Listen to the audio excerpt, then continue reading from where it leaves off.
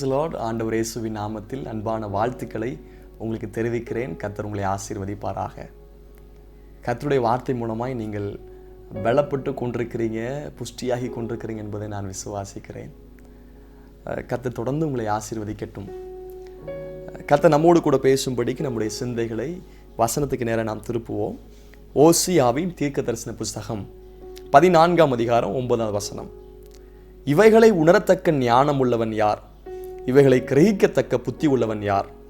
கர்த்தருடைய வழிகள் செம்மையானவைகள், நீதிமான்கள் அவைகளில் நடப்பார்கள். பாதகரோ வென்றால் அவைகளில் இடறி விழுவார்கள். Hosea chapter 14 verse 9.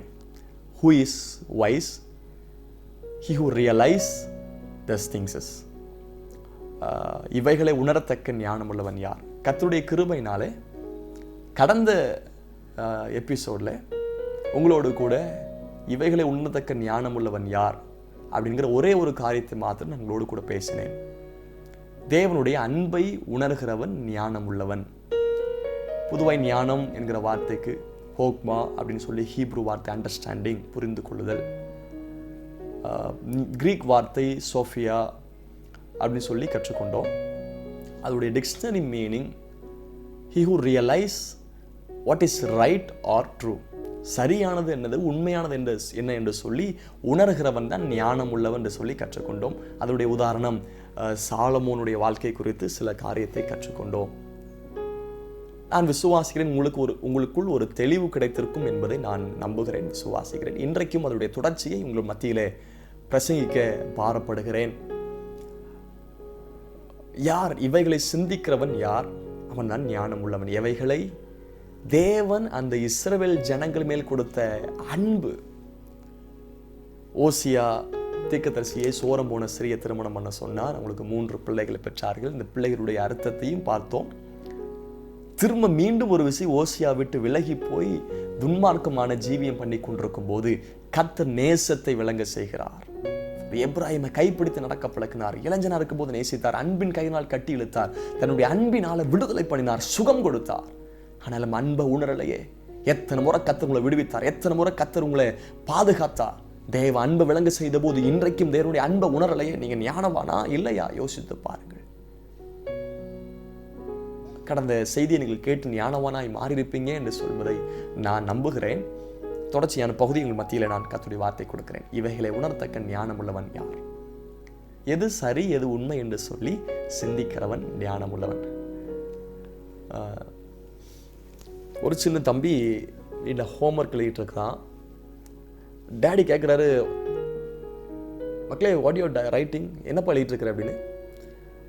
அவன் சொல்கிறான், டேடி நான் ஹோம்ஒர்க் எழுதிட்டு இருக்கிறேன். என்ன எழுதுற? பூமி உருண்டையானது அப்படி எழுதிட்டு இருக்கிறேன்ங்கிறான். அப்படியா? பூமி உருண்டையானது. டேடி கோவம் வந்துச்சு அப்பாவுக்கு. யாரா சொன்னா பூமி உருண்டையானதுன்னு? தட்டையானதுப்பா பூமி.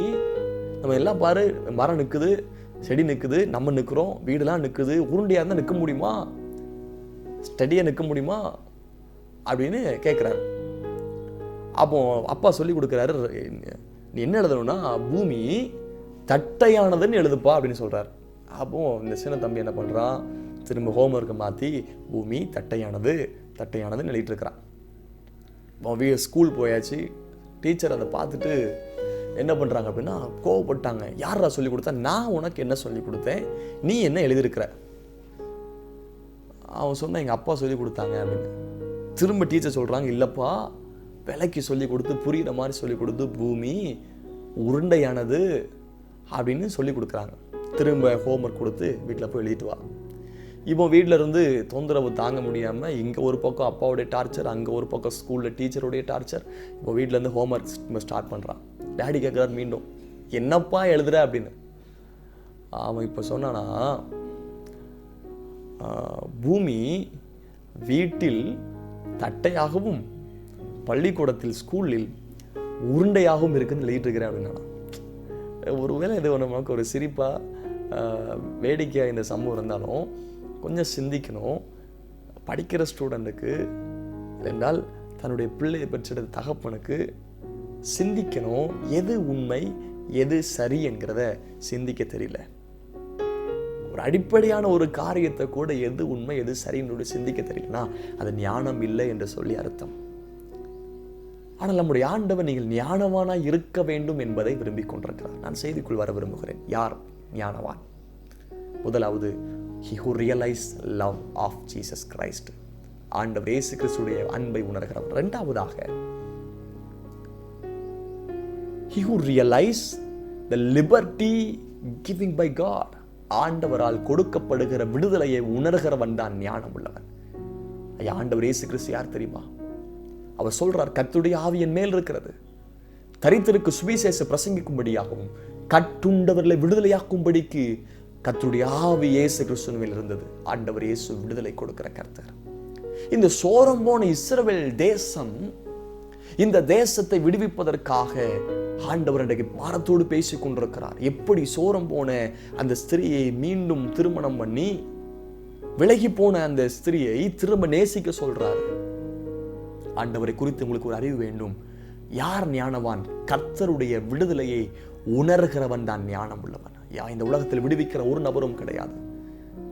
நம்பிக்கையுடைய சிறைகளை அரணுக்கு திரும்புகள், இரட்டிப்பான் நன்மை தருகிற கர்த்தர். நம்பிக்கையுடைய சிறைப்பட்ட வாழ்க்கை, செயல்பட முடியாத வாழ்க்கை, பாவத்திலிருந்து விடுதலை, சாபத்திலிருந்து விடுதலை, அநியாயத்திலிருந்து விடுதலை, அக்கிரமத்திலிருந்து விடுதலை தருகிற தெய்வம் உண்டு. அவர் இரட்சகராக இயேசு கிறிஸ்து.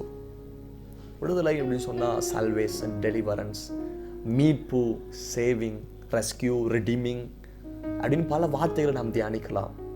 இந்த பகுதி பார்த்தீங்கன்னா ஆண்டவர் விடுதலை கொடுக்க மாட்டேன்னு முதல்ல பேசி கொண்டிருந்தவர், கடைசியில் பார்த்தீங்கன்னா அவர் விடுதலை கொடுப்பதற்காக அவர் ஏங்கிக் கொண்டிருக்கிறார். அதே போலத்தான் இத்தனை முறை தடுமாறி போயிருந்தாலும் உங்களுக்கு விடுதலை கொடுப்பதற்காகவே ஆண்டவர் இயேசு கிறிஸ்து இந்த பூமிக்கு வந்தார்.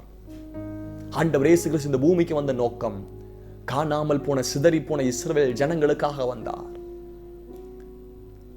இஸ்ரவேல் ஜனங்கள் சிதறி போய்விட்டது. ஜனத்தை விடுவிப்பதற்காக சூழ பாளையம் இறங்கி அவர்களை விடுவிக்கிற கர்த்தர். கர்த்தருடைய ஆவி எங்கே உண்டு அங்கு விடுதலை உண்டு. குமாரன் உங்களை விடுதலையாக்கினால் மெய்யாகவே நீங்கள் விடுதலை ஆவீர்கள். கர்த்தர் தம்முடைய ஜனத்தை விடுவிக்கிற கர்த்தர். ஒருவேளை பல ரகசிய காரியங்களை மாட்டிக்கொண்டு விடுதலை பெற முடியாமல் திகைத்துக் கொண்டிருக்கலாம். ஐயோ, இதிலிருந்து யார் என்னை விடுவிப்பார் என்று சொல்லி நான் உங்களுக்கு ஒரு நற்செய்தியை சொல்லுகிறேன். ஆண்டவர் இயேசு கிறிஸ்து உங்களை விடுவிக்கிற கர்த்தர். He will set free you from all kind of bondages, and he will set free you from the depression. மன அழுத்தத்திலிருந்து உங்களை விடுவிக்கிற கர்த்தர். He will deliver you from the disease. He will deliver you from the spirit of death. He will deliver you from the spirit of demon. He will deliver you from the darkness spirit. இருளின் ஆதிக்கத்திலிருந்து விடுதலை கொடுப்பார். மரணத்தின் ஆவிலிருந்து விடுதலை கொடுப்பார். அசுத்தாவிலிருந்து விடுதலை கொடுப்பார். வியாதியிலிருந்து விடுதலை கொடுப்பார். ஆனால் விடுதலை கொடுக்கிற கர்த்தர் இயேசு மாத்திரமே. ரட்சிப்பு அப்படின்னு பார்த்தோமா பல அர்த்தங்கள் இருக்கிறது. ரட்சிப்பு ஒரு விடுதலையை குறித்து பார்க்க முடியும். இஸ்ரவேல் ஜனங்கள் 430 வருஷம் அடிமையாக்கப்பட்டிருக்கிறாங்க. இந்த அடிமைத்தனத்தின் நுகத்தை முறித்து ஒரு பெரிய ஜெயத்தை கொடுக்கிறார். விடுதலை, சுதந்திரம் இல்லாமல் இருந்த அவர்களுக்கு சுதந்திரத்தை கொடுக்கிறார். அதே போலத்தான் இயேசு கிறிஸ்து இந்த பூமிக்கு வந்த நோக்கம் விடுதலை கொடுப்பதற்காக இயேசு கிறிஸ்து இந்த பூமிக்கு வந்தார். திகைத்து போய் சமாதானம் இல்லாமல் கண்ணீரோடு பாரத்தோடு இருக்கிற ஜனங்கள், என் ஜனங்கள் நான் அளிக்கும் நன்மையால் திருப்தியாக வேண்டும் என்பதற்காக ஆண்டவர் இயேசு கிறிஸ்து வந்தார். இந்த வார்த்தை கேட்டுக்கொண்டிருக்கும் போது உங்களுக்குள் விடுதலை உண்டாகட்டும், சிந்தையில் விடுதலை உண்டாகட்டும், இருதயத்தில் விடுதலை உண்டாகட்டும், உங்கள் மனது புதுப்பிக்கப்படுவதாக, உங்கள் சரீரத்தில் விடுதலை உண்டாவதாக. ரட்சிப்புன்னு சொல்லும்போது 3 விதத்தில் இருக்கிறது. Past tense, present tense, future tense. கடந்த காலம், நிகழ்காலம், வருங்காலம். Body salvation, spirit salvation, soul salvation அப்படின்னு சொல்லுவாங்க வேத ஆராய்ச்சியாளர்கள். ஆவி, ஆத்மா, சரீரத்தில் ரட்சிப்பு வேணும் அப்படின்னு. சால்வேஷன் அப்படி ரட்சிப்புன்னு பிரிக்கும் போது விடுதலை, முதலாவது ஜஸ்டிஃபிகேஷன், ரெண்டாவது சான்டிஃபிகேஷன், மூணாவது குளோரிஃபிகேஷன். ஜஸ்டிஃபிகேஷன் அவருடைய இரத்தத்தினால் நீதிமானாக்கப்படுதல், 2வது பரிசுத்தமாக்கப்படுதல், ஒவ்வொரு நாளும் நம்முடைய ஆத்தும பரிசுத்தமாக்கப்படுகிறது. 3வதாக குளோரிஃபிகேஷன், மகிமைக்குள்ளாக்கப்படுதல். அது ஆண்டவர் இயேசு கிறிஸ்து வரும்போது மகிமையின் மேல் மகிமை அடைவோம். இது ரட்சிப்புடைய நிறைவேறுதல். ரட்சிப்பு நிறைவேற பிரயாசப்படுங்க. ரட்சிப்பின் சந்தோஷத்தை திரும்ப எனக்கு தந்து. அப்படின்னா சிலருடைய டீச்சிங் என்னன்னா, நம்ம ரட்சிப்பை இழக்க முடியாது. Once we receive the salvation, once we receive deliverance, it is not possible to lost. அது நம்ம இழக்க முடியாது அப்படின்னு சிலருடைய பிரசங்கங்கள், வாதாடங்கள். ஆனால் ரட்சிப்பு நிறைவேற பிரயாசப்படுங்க. ரட்சிப்பின் சந்தோஷத்தை திரும்ப தந்தார் அப்படின்னு தான் பார்க்குறோம். பாஸ்ட் டென்ஸ் அப்படின்னு பார்க்கும்போது, we were saved from the penalty of sin. பாவத்தின் தண்டனையிலிருந்து விடுவிக்கப்பட்டிருக்கிறோம். இயேசு சிலுவையில் மரிக்கும் போது நமக்கு வர வேண்டிய அந்த ஆக்கினை தீர்ப்பை எல்லாவற்றையும் முறியடிப்பதற்கு தண்டனையிலிருந்து அவர் சிலுவையை சுமந்து நம்ம மீட்டு கொண்டார். அப்போ எப்போ இயேசுவை ஏற்றுக்கொள்கிறோமோ அவருடைய இரத்தத்தினால் சுத்திகரிக்கப்படுகிறோம், பாவத்தின் தண்டனையிலிருந்து விடுவிக்கப்படுகிறோம். 2வதாக present tense, we are saving from the power of sin. ஒவ்வொரு நாளும் பாவத்தின் வல்லமைகள் இன்றைக்கு தேசத்தில் இருக்கிறது. பாவத்தை மேற்கொள்ள வேண்டும், ஒவ்வொரு நாளும் ரட்சிக்கப்பட வேண்டும். இது ஆத்தும ரட்சிப்பை குறித்து காண்பிது. ஒவ்வொரு நாளும் வேத வசனத்தின் மூலமாய், ஜெபத்தின் மூலமாய், தேவ சமூகத்தில் இருப்பதன் மூலமாய் ரட்சிக்கப்பட வேண்டும். இது ஆத்தும ரட்சிப்பு. We are saving from the power of sin.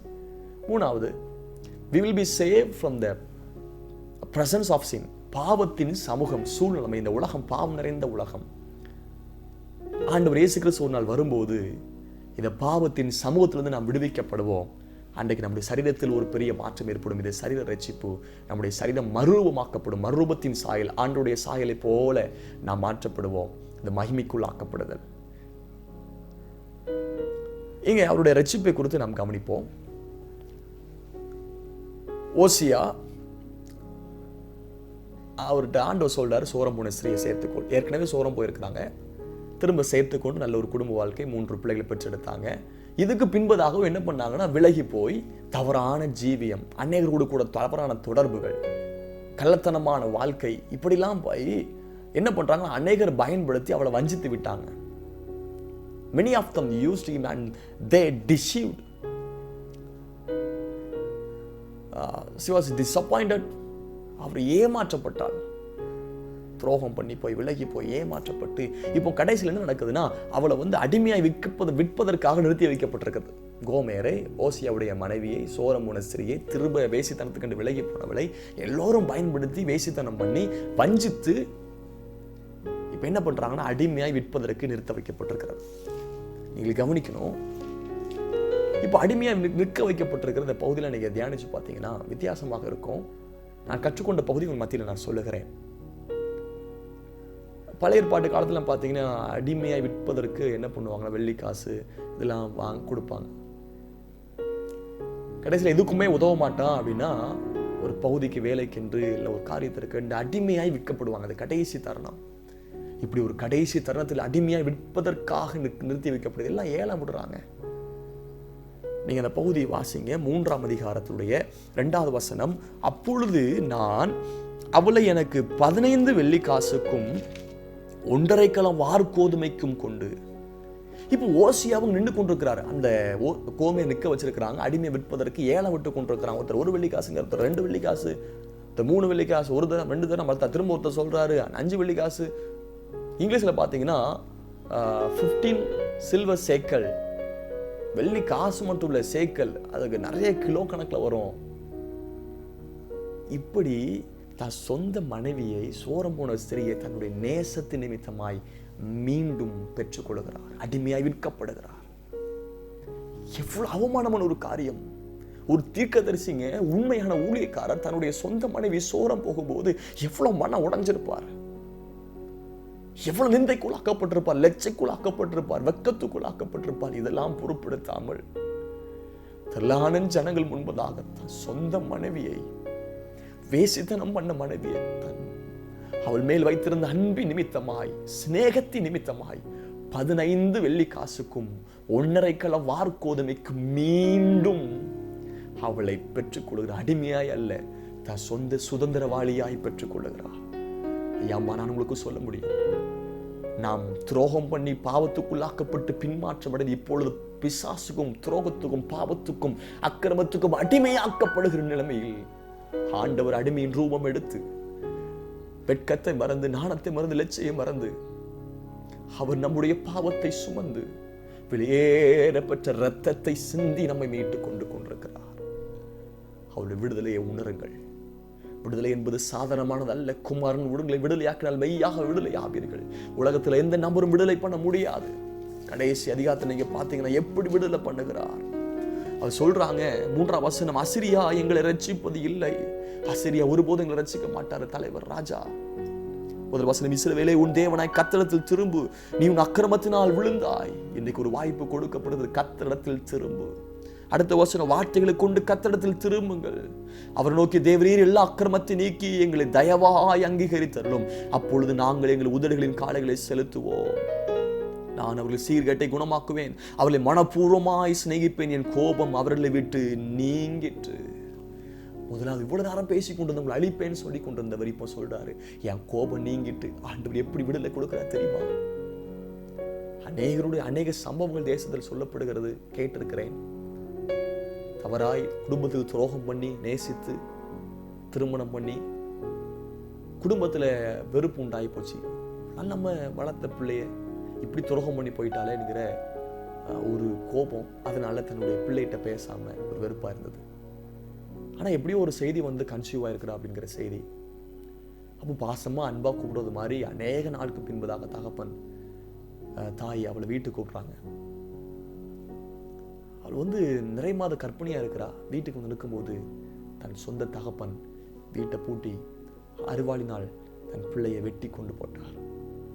அன்பா பாசமா கூப்பிடுறது மாதிரி இருந்துச்சு துரோகம் பண்ணி போனவள். ஆனால் நிலைமை என்ன?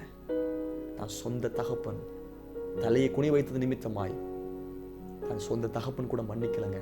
அன்றைக்கு ஒரு கொலை பண்ணி போட்டார் தன் சொந்த மகளை. இது உலகத்துடைய நிலைமை. ஆனால் ஆண்டவர் யார் தெரியுமா?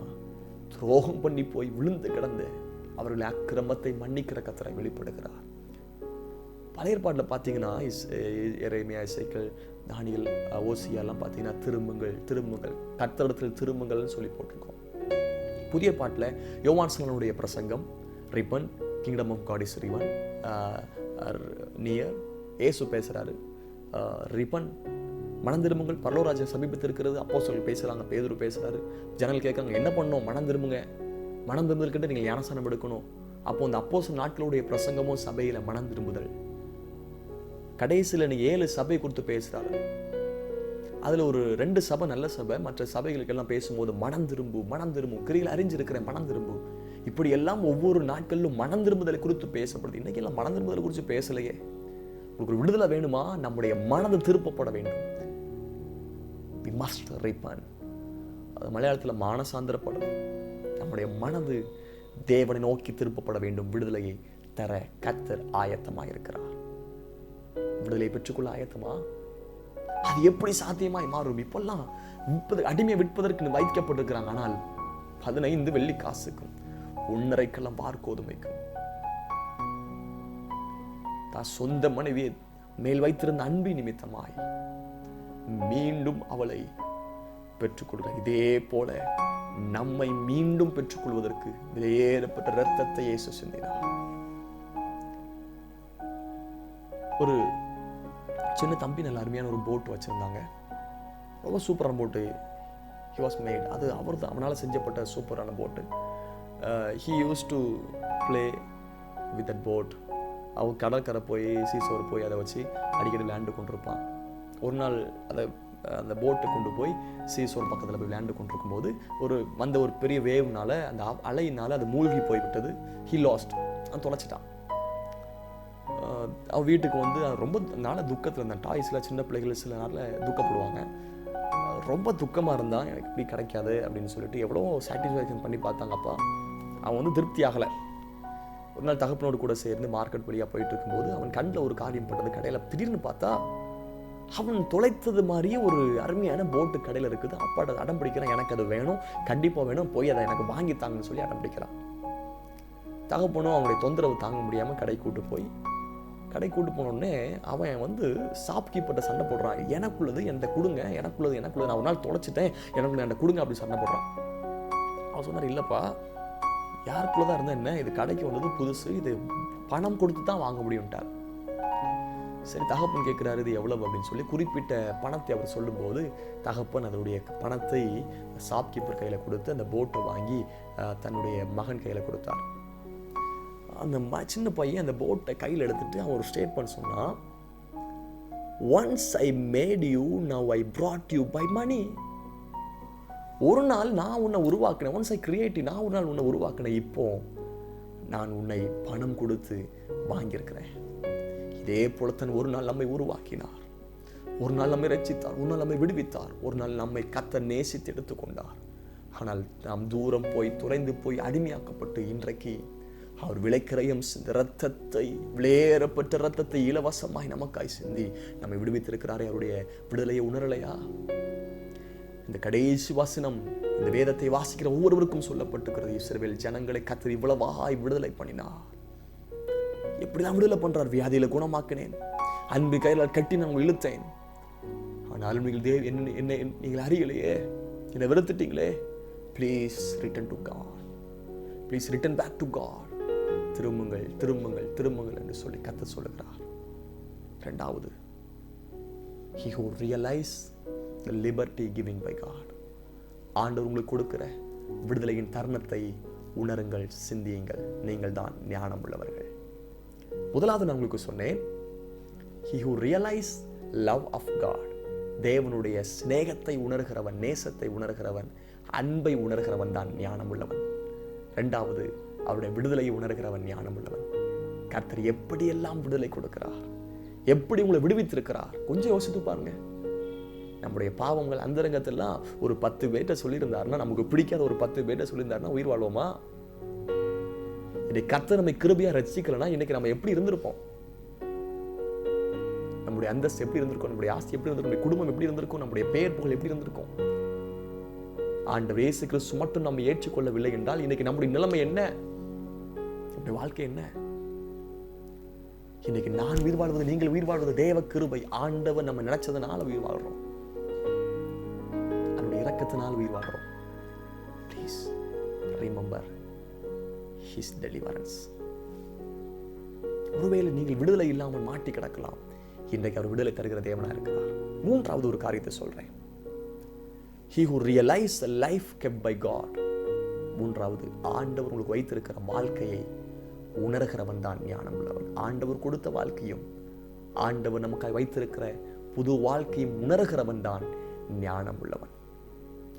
இத்தனை நாட்களாய் கர்த்தர் கொடுத்த வாழ்க்கையை உணராமல் வாழ்ந்து கொண்டிருந்தோம். ஜனங்களை 430 வருஷம் அடிமையின் வாழ்க்கையை வாழ்ந்து கொண்டிருந்தாங்க. அப்பா பிதாவே நினைக்கிற புத்திர சுபிகாரத்தின் ஆவியை கொடுத்தார், அந்த வாழ்க்கையை உணரலையே, அடிமையாக்கப்பட்டிருந்தார்கள். யாருக்கும் பயனில்லாத வாழ்க்கை. எத்தனை ஒரு வெளியே வந்த பின்பதாக வனாந்தரத்தில் முறுமுறுத்து கொண்டிருக்கிறாங்க, துரோகம் பண்றாங்க. ஆண்டவர் குரோதமாய் எழும்பி கொண்டிருக்கும் போதிலும் ஆண்டவர் கிருபையாய் நேசித்து அவளை விடுவித்து வந்தாரே, புது வாழ்க்கை கொடுத்தாரே, புதிய தேசத்தை கொடுத்தாரு. அப்பவும் மனம் திரும்பலையே. அவருடைய வாழ்க்கையை உணருங்க. இப்ப இதெல்லாம் பேசி இந்த கடைசி அத்தியாயத்தை நீங்க பாத்தீங்கன்னா, வசனம் 4ஆம் வசனத்திலிருந்து கவனிங்க. 14ஆம் அதிகாரம், நான் இஸ்ரவேலுக்கு பனியை போல் இருப்பேன், அவன் லீலி புஷ்பத்தை போல் மலருவான், லீபனோனை போல் வேரூன்றி நிற்பான். இது வரைக்கும் இப்படிப்பட்ட ஆசீர்வாத வார்த்தைலாம் பேசல. கடைசி அதிகாரம் பாருங்க, அவர் பேசுறாரு. தேவ அன்பை உணர்கிறவர்களும் தேவனுடைய விடுதலை பெற்றுக் கொண்டவர்களுக்கும் நான் சொல்ல முடியும், ஆண்டவர் புதிய வாழ்க்கையை வைத்திருக்கிறார். வாழ்க்கை தொலைத்தது போன்றது போல் இருக்கிறதா? ஆண்டவர் பேசுகிற வார்த்தை, நான் இஸ்ரவேலுக்கு பனியை போல் இருப்பேன், அவன் லீலி புஷ்பத்தை போல் மலருவான், லீபனோனை போல் வேரூன்றி நிற்பான். புதிய ஓட்டம், புதிய தோட்டத்தை போல் வாழ்க்கை. அவன் கிளைகள் ஓங்கி பலரும், அவன் அலங்காரம் ஒலிவ மரத்தினுடைய அலங்காரத்தை போலவும், அவனுடைய வாசனை லீபனோனுடைய வாசனை போலவும் இருக்கும். அவன் நிழலில் குடியிருக்கிறவர்கள் திரும்புவார்கள், தானிய விளைச்சலை போல செழித்து திராட்சை செடிகளை போல படருவார்கள்.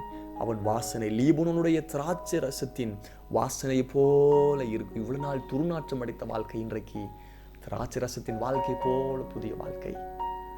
நிழலில் அநேக பேர் குடியிருப்பார்கள், கொடிகளை போல படருவார்கள். கனிகளை கொடுப்பார்கள். எப்படி ஒரு அருமையான வாழ்க்கை பாருங்க. கடைசி வசனம் 8ஆம் வசனம், இனி எனக்கும் விக்கிரகங்களுக்கும் என்ன என்று எப்ராஹிம் சொல்லுவான். நான் அவனுக்கு செவி கொடுத்து அவன் மேல் நோக்கமாய் இருந்தேன். நான் பச்சையான தேவதார் விருட்சம் போல் இருக்கிறேன், என்னாலே உன் கனிகள் உண்டாயிட்டு என்று எப்ராஹிம் சொல்லுவான்.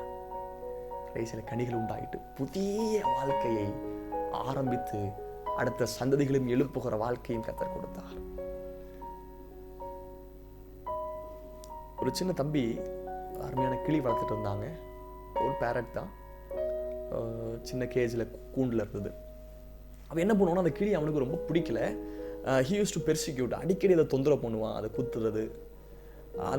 அதோட வீட்டு பக்கமும் ஒரு வழி பிரயாணமாக அடிக்கடி ஒரு வயதான ஐயா போயிருக்கிறார். அதை பார்த்தபோது இவருக்குள்ள மன கஷ்டம். என்னடா ஒரு சின்ன கிளியை போட்டு இப்படி ரொம்ப தொந்தரவு பண்ணுறான், பிடிக்கலாம் விட்டுற வேண்டியதானே. ஒரு நாள் கேட்குறாரு, ஏன்பா இதை பண்ணுற அப்படின்னு சொல்கிறான். சரியாக சாப்பிட மாட்டேங்குது, சரியாக இது சரியில்லை, அதனால தான் நான் அடிக்கிறேன். கேட்டு பார்த்தாரு, தம்பி உனக்கு பிடிக்கலன்னா என்கிட்ட கொடுத்துருப்பா, இதுக்கு எவ்வளோ காசு வேணால் நான் தந்துடுறேன். அவன் மல்லு தட்டு நான் கொடுக்க மாட்டேன் அப்படின்னு சொல்லிட்டு தடுத்து கொண்டு இருந்தான். அப்போ ஒரு நாள் அவர் கேட்டுட்டு இருக்கிறாருன்னு சொல்லிட்டு அவன் கேட்டு சொன்னான், எவ்வளோ காசு வேணாலும் சொல்லுப்பா நான் தாரேன்னு சொன்னார். அவன் குறிப்பிட்ட பணத்தை சொல்லும்போது அவர் அந்த பணத்தை கொடுத்து இந்த கிளி கூண்டோட வாங்கினார். அந்த தம்பி கண்ணுக்கு முன்னாடி ஒரு காரியத்தை பண்ணுறாரு. அந்த கிளி கூண்டை ஓப்பன் பண்ணி கிளியை கையில் எடுத்து அதை தம்பியுடைய கண்ணுக்கு முன்பதாக பறக்க விட்டார். ஐயாம்மா, இந்த செய்தியை கேட்டுக்கொண்டிருக்கிறவங்களுக்கு நான் ஒரு வார்த்தை சொல்லுகிறேன். கிளி கூண்டில் அடைக்கப்பட்டது போல், பிசாசினால் துன்புறுத்தப்பட்டது போல் வாழ்ந்து கொண்டிருந்த நம்முடைய வாழ்க்கையில் ஆண்டவர் விலைக்கிரயமாய் இரத்தத்தை சிந்தி பிசாசிடத்திலிருந்து, துன்மார்க்கத்திலிருந்து, இருளின் ஆதிக்கத்திலிருந்து நம்மை வாங்கி அந்த கிளியை வெளியே பறக்க விட்டது போல் ஒரு சுதந்திரத்தின் வாழ்க்கையை, புதிய ஓட்டத்தை நமக்காக கொடுத்தார். சிலுவையில் இயேசு ஆறாவது வார்த்தை பேசுறாரு, it's finished, everything is finished. எல்லாரும் நினைச்சாங்க முடிஞ்சது, கிறிஸ்தவம் முடிஞ்சது, இயேசு முடிஞ்சது, அவ்வளவுதான், இனி ஜெபம் கிடையாது. ஆனா நமக்கு ஒன்று தெரியும், எங்கே ஆண்டவர் முடிந்தது என்று சொன்னாரோ அங்கே தான் நமக்காக புதிய ஓட்டத்தை ஆரம்பித்தார். முடிந்தது என்று நினைத்த நான் உயிர் வாழ்கிறேன். ஒரு அருமையான பாடல் பாடினாங்க பெர்க்மான்ஸ் ஐயா. எங்களை வாழ வைக்க சிலுவையில் தொங்கினீர், எங்களை வாழ வைக்க. ஆண்டவர் யார் தெரியுமா? நம்மை வாழ வைப்பதற்காக சிலுவையில் தொங்கின கர்த்தர். ஐயா, உங்களுக்காக வாழ்க்கை வைத்திருக்கிறார். பாலும் தேனும் ஓடுகிற கானான் தேசத்தை, புதிய வாழ்க்கை இஸ்ரவேல் ஜனங்களுக்காக, அடிமைப்பட்ட ஜனங்களுக்காக வைத்திருந்தாரே, அதே ஆண்டவர் உங்களுக்காக புதிய ஓட்டம், செழிப்புள்ள வாழ்க்கை, கனி உள்ள வாழ்க்கை, பரிசுத்தம் உள்ள வாழ்க்கை, சந்தோஷம் நிறைந்த வாழ்க்கை, சமாதானம் நிறைந்த வாழ்க்கை, எருசலேமின் வாழ்க்கை கர்த்தர் வைத்திருக்கிறார். ஆயத்தமா இருக்கிறீங்களா? ஆண்டவர் உங்களுக்கு அந்த வாழ்க்கையை தந்து உங்களை ஆசீர்வதிப்பார். 3 காரியத்தை நம்ம மத்தியில் பேசினேன். He who realized the love of God, he who realized the liberty giving by God, he who realized the life kept by God. 3 காரியம், லைஃப், லிபர்ட்டி அண்ட் லவ். தேவனுடைய அன்பை உணர்கிறவன், தேவன் நமக்கு வைத்திருக்கிற விடுதலையை உணர்கிறவன், தேவன் நமக்கு வைத்திருக்கிற வாழ்க்கையை உணர்கிறவன் தான் ஞானம் உள்ளவன். ஆனால் இன்றைக்கு நீங்கள் ஞானவனாய் மாற வேண்டும் என்று சொன்னால் ஆண்டவருடைய உண்மையான காரியம், சரியான காரியம், அவருடைய அன்பும் அவருடைய விடுதலையும் அவர் கொடுக்கிற வாழ்க்கையும் தான். இதை உணருங்கள். நல்ல ஒரு சந்தர்ப்பம். ஆண்டவர் மெய்யாகவே உங்களை ஆசீர்வதிப்பார். இஸ்ரவேலுக்கு பனியை போல் இருப்பது போல் உங்களுக்கு பனியை போல் இருப்பார். லீபனோனை போல் நீங்கள் வேரூன்றி நிற்பீர்கள், வளருவீர்கள் என்று வாழ்த்துகிறேன். கொஞ்சம் அப்படியே சிந்திங்க. Are you truly realize the love of Jesus Christ? Are you truly realize the liberty giving by God? Are you truly realize the life kept by God? நீங்கள் மெய்யாகவே அவருடைய அன்பை உணர்கிறீங்களா? நீங்கள் மெய்யாகவே அவர் கொடுக்கிற விடுதலையை உணர்கிறீர்களா? மெய்யாகவே அவர் வைத்திருக்கிற வாழ்க்கையை உணர்கிறீர்களா? கொஞ்சம் யோசியுங்கள். இல்லை அப்படி என்றால் நல்ல ஒரு நேரம் வாழ்க்கை அர்ப்பணியுங்கள். நான் உங்களுக்காக ஜெபிக்கிறேன். அன்பு தகப்பனே, ஞானவானாய் மாற வேண்டும் என்று சொல்லி கர்த்தர் பேசின வார்த்தைக்காய் ஸ்தோத்திரம். இந்த வார்த்தை கேட்டு வாழ்க்கை அர்ப்பணித்துக் கொண்டிருக்கிறவர்கள் வாழ்க்கையில் தேவ அன்பை உணரட்டும். ஆண்டவர் வைத்திருக்கிற விடுதலையை உணரட்டும். ஆண்டவர் கொடுக்கிற வாழ்க்கையை உணரட்டும். எப்படி ஒரு சோரம் போன ஸ்திரீக்கு ஒரு வாழ்க்கை கொடுத்து, சோரம் போன ஸ்திரீக்கு ஒரு ஆவிக்குரிய நல்ல தீர்க்கதரிசி திருமணம் பண்ணி கொடுத்து ஒரு வாழ்க்கை கொடுத்தீங்க. மீண்டும் வாழ்க்கை தொலைத்து போய் அடிமையாய் விற்கப்படுகிற நேரத்தில் விலைக்கரையும் செலுத்தி கொடுத்து 15 வெள்ளி காசுக்கும் 1.5 கிலோ வார்க்கோதபிக்கும் திரும்ப மீண்டும் ஒரு வாழ்க்கை கொடுத்து ஏற்றுக்கொண்டது போல் மீண்டும் எங்களுக்காக ரத்தம் சிந்தி வாழ்க்கை கொடுத்த ஆண்டவர் இந்த வார்த்தை கேட்டுக்கொண்டிருக்கிற ஒவ்வொருடைய வாழ்க்கையில பரிசுத்தம் உண்டாகட்டும், நீதி உண்டாகட்டும், கனிஜீவியம் உண்டாகட்டும், விடுதலை உண்டாகட்டும் என்று சொல்லி ஜெபிக்கிறேன். ஒருவேளை விடுதலை இல்லாமல் அங்கலாய்த்து கவலையினாலும் துக்கத்தினாலும் வேதனையினாலும் பாவத்தினாலும் சாபத்தினாலும் துரோகத்தினால் வாழ்ந்து கொண்டிருக்கிறவர்கள் வாழ்க்கையில் விடுதலை இயேசுவின் நாமத்தில் உண்டாவதாக என்று சொல்லி ஜெபிக்கிறேன். அற்புதம் வெளிப்படட்டும். ஞானவனாய் மாற்றுவதற்காய் ஸ்தோத்திரம். எல்லா மகிமை உமக்கு மாத்திரம் உரித்தாகட்டும். இயேசுவின் நாமத்தில் ஜெபிக்கிறேன் நல்ல பிதாவே. ஆமென், ஆமென். God bless you. God be with you. Thank you.